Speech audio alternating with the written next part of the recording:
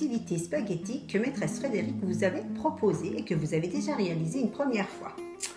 Voilà, Nestor a réussi à mettre un spaghetti dans chacun des trous de la passoire. Si votre enfant a cassé beaucoup de spaghettis, il peut déjà recommencer cette activité. Si c'est très difficile pour lui, il y a peut-être une autre solution. Dans la cuisine en fouillant, on peut trouver un panier vapeur qui a peut-être des trous plus gros. Et vous avez peut-être, dans vos placards également, des petits pics à brochettes en bois. Ils sont plus solides et ce sera plus facile pour votre enfant de placer ces derniers dans les trous de la passoire. Au choix. Mais si votre enfant réussit l'activité spaghetti, il aimera peut-être aussi faire cette activité-là. Mais maintenant, sur chaque spaghetti, nous allons rajouter quelque chose. Regardez ce que Nestor a apporté.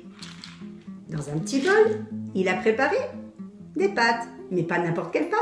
Elles ont un petit trou. Ce sont des macaronis. Chaque petite pâte peut être ainsi saisie et accrochée. Alors là, attention, on fait doucement pour ne pas casser de nouveau le spaghetti. Et nous allons faire glisser le petit macaroni au-dessus pour le fixer sur un spaghetti. Mais Nestor a trouvé autre chose dans les placards. En cherchant bien, il a trouvé d'autres pâtes, des penne, qui sont beaucoup plus grosses. Alors celle-ci glisse sur le macaroni et on peut en mettre plusieurs. Les penne peuvent aussi facilement être enfilés sur les pics à brochettes. Et là, on peut mettre autant de penne qu'il y a de place sur le pic brochette. Lorsqu'on arrive au-dessus, c'est terminé. Il y en a beaucoup. Et l'on peut continuer sur les autres. Si vous avez des perles en bois ou en plastique, pas de souci. Ça fonctionne aussi. Je peux enfiler mes petites perles sur les spaghettis. Et je peux en mettre beaucoup. Évidemment, votre enfant ne va pas mettre des perles ou des pâtes sur tous les spaghettis. Contentez-vous de lui en faire mettre sur le dessus. Une fois qu'il en a assez de cette activité, on arrête. On observe le résultat, on peut prendre une jolie photo et ensuite on va ranger. Si votre enfant réussit toutes ces activités, je vous propose alors de prendre une boîte en carton et des cure-dents si vous en avez.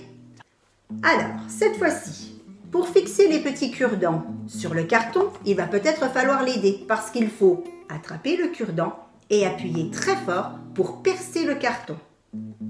On appuie bien fort. Au petit bruit, on sait que le cure-dent a transpercé le carton et il est fixé dessus. Chaque petit cure-dent va devenir un petit pic à décorer. On peut y fixer de nouveau nos macaronis.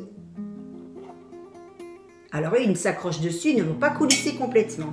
Si vous avez des perles toujours, pas de souci, les perles glissent tout au long et on peut remplir chaque petit cure-dent complètement en faisant coulisser dessus des petites perles de différentes couleurs.